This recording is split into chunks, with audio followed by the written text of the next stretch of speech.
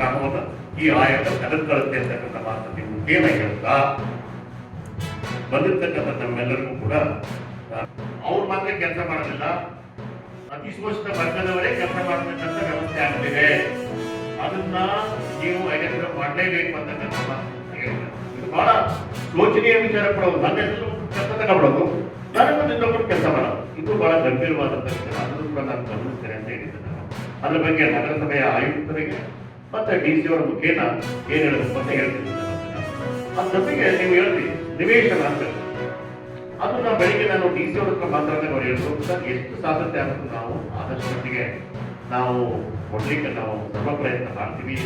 ಸುತ್ತಮುತ್ತ ಜಾಗದಲ್ಲಿ ಅದರಲ್ಲೂ ಕೂಡ ರಾಜೀವ್ ಗಾಂಧಿ ಭವಿಷ್ಯ ಕಾರ್ಪೊರೇಷನ್ ಕೂಡ ಕೊಡ್ಲಿಕ್ಕೆ ನಾನು ಈಗಾಗಲೇ ತೊಂದರೆ ಬರ್ತಿದ್ದೇನೆ.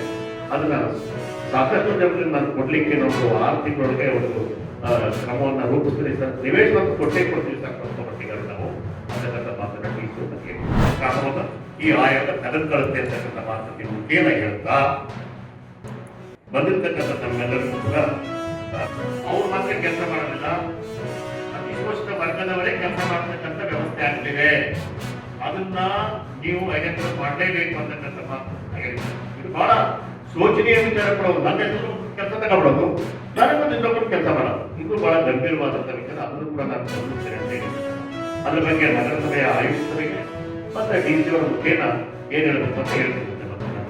ಅದ್ರ ಜೊತೆಗೆ ನೀವು ಹೇಳ್ತೀವಿ ನಿವೇಶನ ಅಂತ, ಅದನ್ನ ಬೆಳಿಗ್ಗೆ ನಾನು DC ಅವ್ರ ಹತ್ರ ಮಾತಾಡಿದಾಗ ಅವ್ರು ಹೇಳಿದ್ರು, ಸರ್ ಎಷ್ಟು ಸಾಧ್ಯತೆ ಆಗುತ್ತೆ ನಾವು ಆದಷ್ಟು ಮಟ್ಟಿಗೆ ನಾವು ಕೊಡ್ಲಿಕ್ಕೆ ನಾವು ಸರ್ವ ಪ್ರಯತ್ನ ಮಾಡ್ತೀವಿ.